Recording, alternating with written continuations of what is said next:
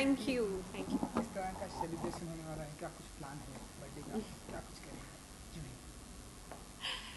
आप सोच रहे होंगे मैं कोई कमाल की चीज़ बोलने वाली हूँ अभी कि मेरे बर्थडे पे मैं पटाखे फोड़ूंगी, पार्टी करूंगी, मगर मैं नहीं करूंगी क्योंकि मेरा वो मूड नहीं है। हर साल कुछ अलग से सेलिब्रेट किया है मैंने। आई मीन डिपेंडिंग ऑन कि क्या हो रहा था। पिछले साल दिवाली थी मेरे बर्थडे पर, तो दिवाली मना रहे थे और सनम सरदार की टिकट ले रखी थी, पूरी फैमिली के साथ गए थे हम लोग। इस साल मेरा कोई पार्टी करने का कोई प्लान नहीं है मुझे जो मुझे सबसे अच्छी बातें लगती हैं अपनी ज़िंदगी में, कुछ ऐसा गुजारने का दिन है कि मेरी थोड़ी डबिंग रह गई है और वही दिन फ्री है, तो मैं अपनी डबिंग पहले ख़त्म करके वो काम ख़त्म कर लूँगी। फिर उसके बाद मैं अपने लिए गिफ्ट खरीदने जाऊंगी क्योंकि मुझे एक ग्रीन कार्ड मिल गया है अपने हस्बैंड की तरफ से कि जो तुम्हें अच्छा लगे तुम उस दिन अपने लिए ले लो, क्योंकि वो जो बेचारे लेकर आते हैं मैं बोलती ये क्यों लाए तो वो बोलते हैं फिर खुद ही चूज़ कर लिया करो। तो उस दिन मैं अपनी चॉइस करने जा रही हूँ। फिर मैं उस दिन ज़रूर मंदिर जा रही हूँ। उस दिन नहीं, हाँ, अपने बर्थडे में मंदिर जाऊँगी।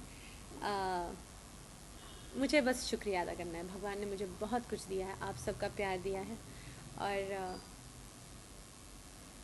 इतना सुंदर करियर दिया है कि घर दिया है, फैमिली दिया है, बहुत सारी चीज़ें हैं जिसकी तो मैं एक थैंक यू बोलने जा रही हूँ। और बाकी मैं वक्त अपने दोस्तों और अपने फ्रेंड्स और अपनी फैमिली के साथ गुजारना चाहती हूँ। चलिए, सब कुछ मिला है आपको। As an super star life कैसे देखती हैं आप? बिकॉज जहाँ तक मेरा नॉलेज है, अम्बाला हरियाणा में बर्न हुआ है आपका। हाँ राइट? हाँ उसके मैं बाद सल्तनत से डेब्यू मुबारक हो, किया। आप पहले हैं जिन्होंने कहा कि मैं अम्बाला में पैदा हुई हूँ, क्योंकि सब लोग कुछ और ही बोल देते हैं। कोई बोलता है कि मैं लुधियाना में पैदा हो गई, फिर कोई बोलता है कि मैं देहरादून में हो गई, तो मैं बोला अच्छा जैसा आप कहिए मैं वहाँ पर पैदा हो जाती हूँ। But ये तो सही है ना जी? हाँ, अम्बाला बिल्कुल सही है। ओके, फिर सल्तनत से डेब्यू किया आपने, देन उसके बाद फिर एक जो बहुत ही हसीन पल शादी होती है वो क्या नाउ गुलाब गया। तो कैसे देखती हैं as an super star life आज जुड़ी अपने आप को?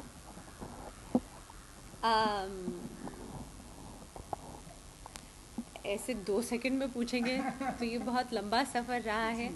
इसमें उतार चढ़ाव बहुत सारे थे, मगर भगवान ने बहुत जगह जहाँ पर मुझे लगा कि अरे बाप रे मुश्किल हो गई या मैं बिखर गई या मैं टूट गई, मेरा हाथ थाम लिया, मुझे वहाँ से निकाल कर अच्छे पड़ाव पर ले आए।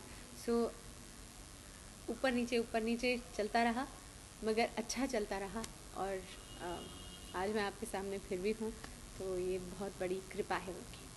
तो अपनी कुछ लव स्टोरी के बारे में बताना चाहेंगे? लव स्टोरी की बात क्यों कर रहे हो? बट बिकॉज बर्थडे है तो अरे फिल्मों में बहुत लव स्टोरीज की है, वही देख लो। ओके। वो ज्यादा दिलचस्प रही है खुद की स्टोरी तो ऐसी थी। चलिए, अच्छा बर्थडे पे आते हैं तो कोई ऐसा मेमोरियल गिफ्ट, कोई ऐसी चीज़ें जिससे आपने बर्थडे को मिली हो आपको, तो आपने उसे सजा कर संवार कर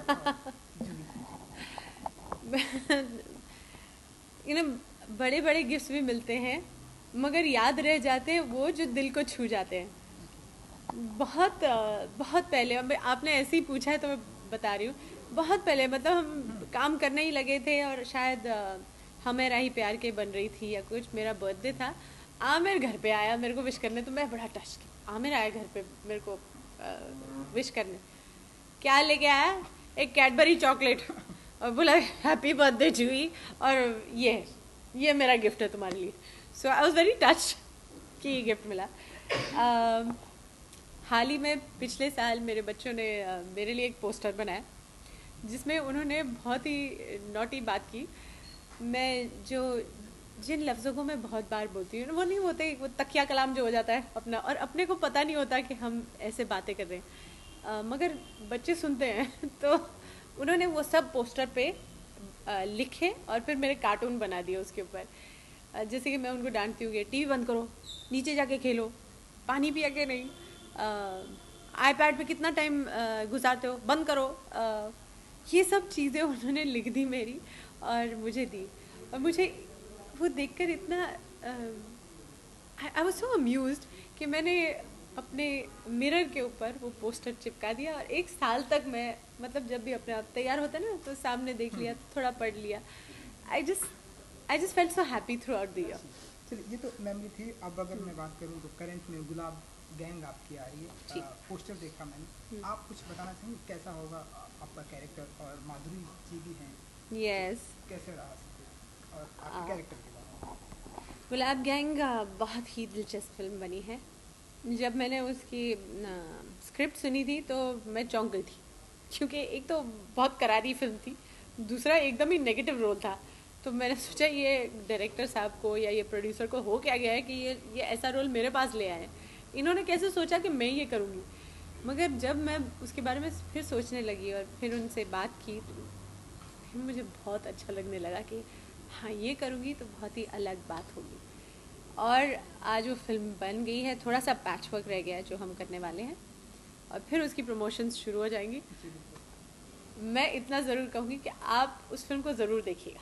तो कैसा रहा एक्सपीरियंस एक सुपरस्टार का के साथ? मगर एक इसके सुपरस्टार ऊपर का? लंबी लंबी माधुरी बातें ना, हम लोग जब प्रमोशंस उसके होंगे ना तब मैं Okay. ज़रूर करूँगी, क्योंकि तब मैं बताऊँगी सेट पे क्या हुआ, माधुरी के साथ क्या हुआ, उसने जब ऐसा डायलॉग बोला तो मुझे कैसा लगा। ये सब बातें मैं ज़रूर करूँगी। Okay, thank you. Thank you. बस छोटा सा। चलेगा ऐसे, आपको चाहिए तो ले लो, नहीं तो वो नीचे करके दो। ठीक है।